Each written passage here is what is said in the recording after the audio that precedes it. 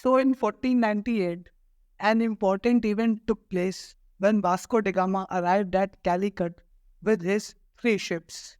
He was guided by a Gujarati pilot named Abdul Majid.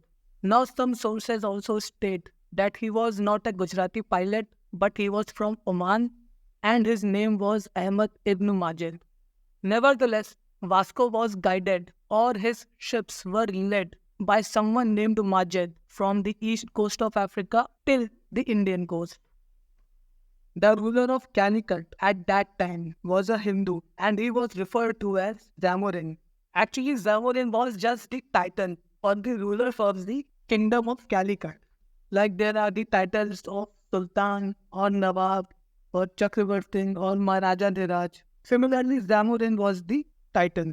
Zamorin is the anglicized version of Samutri. Samutri is a Malayalam word. It is derived from Samut and it means Lord of the Sea. So Samutri or Zamorin was just the title of the ruler. Zamorin accorded a friendly reception to Vasco da Gama. He was unaware of the European intentions that they were coming here to actually monopolize the Indian Ocean trade. But he was very well aware of the fact that the prosperity of his kingdom was due to Calicut's position as an entrepôt. An entrepôt is a transit hub where goods are imported, stored, and exported to other destinations. But the Arabs, who were a major player in the Indian Ocean trade, were apprehensive of the European moves. Actually, the Portuguese wanted to break all rules and codes of conduct of the trade and wanted to monopolize the hugely profitable Eastern trade by excluding their competitors, especially the Arabs. Now, on his first visit, Vasco stayed in India for 3 months, and when he returned to Portugal, he sold his Indian merchandise in the European markets at an extraordinary profits. The profits were so huge that they recovered much more than what they had incurred during their journey, their stay in India, as well as the products they brought from India. Now, seeing this, other profit-seeking merchants were tempted to come to India and trade directly. So this is the map. This is the famous Calicut, and these are Kannur and Cochin. These three places were the Portuguese stronghold in South India. Then this is the route followed by Vasco. He started from Lisbon, which is the capital of Portugal. He reached Cape Verde Island. Then he rounded Cape of Good Hope, reached the east coast of Africa, and from here he reached Calicut.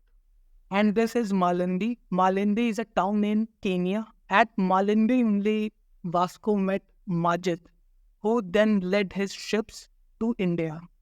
And this is the route of the return journey that he followed. Now, here are some additional information. Vasco arrived in India with his three ships. The names of the three ships were San Gabriel, which was commanded by Vasco himself, then San Rafael, which was commanded by the brother of Vasco, and then the third ship was San Miguel. Now, Vasco wanted a treaty with Zamorin, which would be favorable to the Portuguese. But Zamorin declined, stating that special privileges could not be given to the Portuguese. As a result, Vasco was frustrated, and out of frustration, he forcibly took some Indian fishermen and soldiers with him. After Vasco da Gama, next Portuguese to visit India was Pedro Alvarez Cabral. He arrived in Calicut in September 1500. He was successful in negotiating with Zamorin and established a factory in Calicut. But there was some scuttle with locals and Arabs in which few Portuguese were killed. Therefore, Cabral seized some Arab ships and began bombarding Calicut. With this act, he started the famous gunboat diplomacy, which was later used by different European parts in India and other parts of the world. Cabral was also successful in making advantageous treaties with the rulers of Cochin and Cananore. Then Vasco da Gama once again visited India in 1501. This was his second visit to India. In total, he made 3 visits to India. Once again, he demanded that Arab merchants should be excluded and Portuguese merchants should be favored. But his demands were once again declined by Zamorin. However, he was successful in setting up a factory at Cananore. Soon, Cochin, Calicut, and Cananore became important trading centers of Portuguese in India, and they began fortifying them under the pretext of protecting them from the locals and Arabs. Vasco's third and final visit to India was in 1524 when he was appointed by the King of Portugal as the Governor of India. So Vasco da Gama was also the Portuguese Governor of India. But he remained the governor for only about 3 months. He died in Cochin due to malaria in 1524. And first he was buried in Cochin, but later his remains were shifted back to Portugal. Now, seeing the importance of the Indian Ocean trade and India, Manuel I, who was the king of Portugal at that time, appointed Almeida as the governor to manage the affairs related to India. He was appointed in 1505 for a 3-year term, and he was the first Portuguese governor in India. He was asked to consolidate Portuguese position in India, destroy Muslim trade by seizing Aden, Hormuz, and Malacca, and was advised to build fortresses at Anjadi, Cochin, Cananore, and Kilwa. Anjadi is in Goa and Kilwa is in Tanzania. But he faced opposition from Zamorin and the Mamluk Sultan of Egypt, since they saw Portuguese as interfering in their trade. As a battle took place at Chaul, Chaul is near Alibag, which is south of Mumbai. In this battle, the Portuguese navy was defeated by the combined Egyptian and Gujarat navies, and Almeida's son was also killed in this battle. This battle was fought in 1508. However, next year, the Portuguese came back stronger and well prepared and defeated the 2 armies of the Due Coast. Almeida followed the Blue Water Policy, which is also known as the Cartage system. The objective of following this policy was to make the Portuguese master of the Indian Ocean. So this is the map of the Indian Ocean. As we can see, the Blue Water Policy of Almeida was to maintain a strong hold over strategic locations in the Indian Ocean region. These strategic locations are Gulf of Aden, Strait of Hormuz, Strait of Malacca, and Kilwa. These locations played an important role in the past, are playing important role in the present, and will continue to play important role in future. Alfonso de Albuquerque succeeded Almeida as the governor of India. He was governor from 1509 to 1515. Now he is considered as the real founder of the Portuguese power in the East. And why he is considered so, we can understand from the following points. He established bases at strategic points like the coast of East Africa, Red Sea, Hormuz, Malabar Coast, and Malacca. He acquired Goa from the Sultan of Bijapur in 1510 and became the first Duke of Goa. Goa became the first Indian territory to be under the Europeans since the time of Alexander. As we all know that Alexander had occupied the area around the Indus River and he turned back away from the Jhelum River. So Goa became the first Indian territory to be under the Europeans since the time of Alexander. Albuquerque also abolished sati in the areas under the influence of the Portuguese, and he encouraged Portuguese men to settle in India and marry local Indian women. The Portuguese established themselves as village landlords, built new roads, undertook irrigation work, and introduced new crops like tobacco and cashew nuts. So it was the Portuguese who introduced cashew nuts and tobacco in India. Cashew nut plants were introduced with the purpose to fight soil erosion in the coastal areas, and these plants were introduced in the 16th century. Similarly, tobacco was introduced in India in the early 17th century. This is the cashew nut tree and this is the cashew nut fruit. This is the tobacco plant and these are the dried tobacco leaves from which tobacco is prepared. Then the Portuguese also introduced better plantation variety of coconut to meet the need for coir rigging and cordage. Coir rigging and cordage refer to the natural fibers derived from the husk of coconut. These fibers are durable and resistant to salt water. Hence, they are used to prepare ropes for boats and ships. Portuguese introduced the better varieties of coconut so that they could get better fibers from the superior varieties of coconuts, which could be used to create stronger ship components. And these enhanced ships contributed to their navy's superiority over others. So this is the husk of coconut. This is the coconut tree. When we remove the outer green colored skin, we see the husk of the coconut. From the husk, we derive coir, and from coir, different products are prepared, like these, different types of ropes and mats. Recognizing the significance of coir as an important commodity, the Government of India has established the Coir Board as a statutory body, and its headquarters is in Kochi.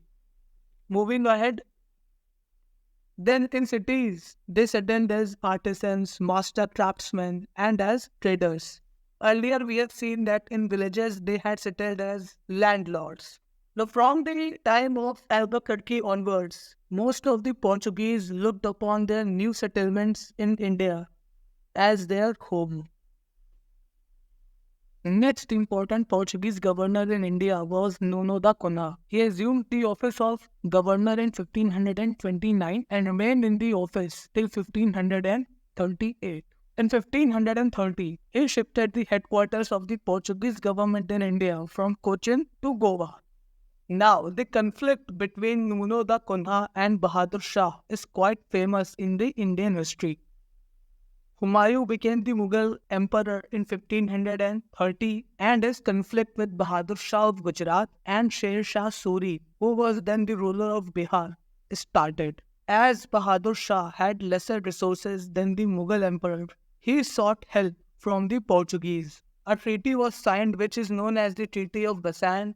Basan is the present-day Vasai, which is north of Mumbai. Under the terms of the treaty, Bahadur Shah ceded Basan with its dependencies and revenues to the Portuguese.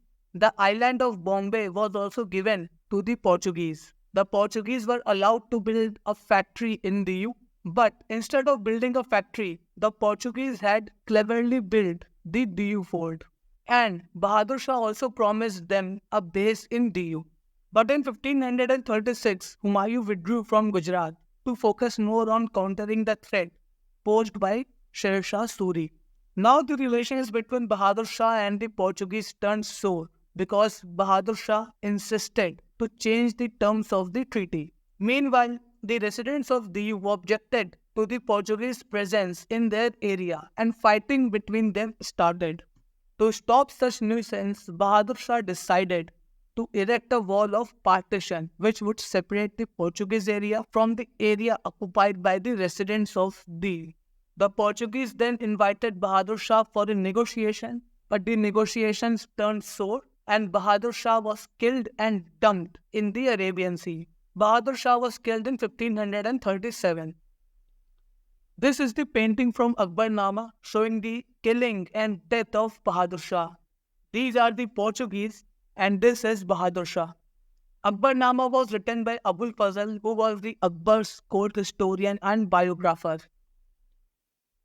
UPSC had also asked one question related to Bahadur Shah in 2023 prelims. Who among the following rulers of medieval Gujarat surrendered Diu to Portuguese? So the correct answer is option C, Bahadur Shah. All the names mentioned in the options are the rulers of the Gujarat Sultanate. Actually, Bahadur Shah never officially surrendered Diu to the Portuguese, though he had promised them a base in Diu. In fact, after Bahadur Shah was killed in 1537, the siege of Diu started, in which the Portuguese fought the combined forces of the Gujarat Sultanate and the Ottomans. The Ottomans supported the Gujarat Sultanate in this battle, but the Portuguese won in 1538 and occupied the whole of Diu. Nuno da Cunha also attempted to increase the Portuguese influence in Bengal by settling many Portuguese nationals there, with Hooghly as their headquarters of the Bengal region. So Alfonso de Albuquerque settled Portuguese in Goa, and Nuno da Cunha made attempts to settle Portuguese in the Bengal region. and in later years, a wealthy Portuguese settlement came up in Hooghly. So this was the end of the video. I hope you have found this video informative. If you have, then do like and share and subscribe the channel for more such videos. In the next video, we would see the conditions that favored the rise of the Portuguese power in India and the conditions which led to their decline in India. So do watch the video. Thank you.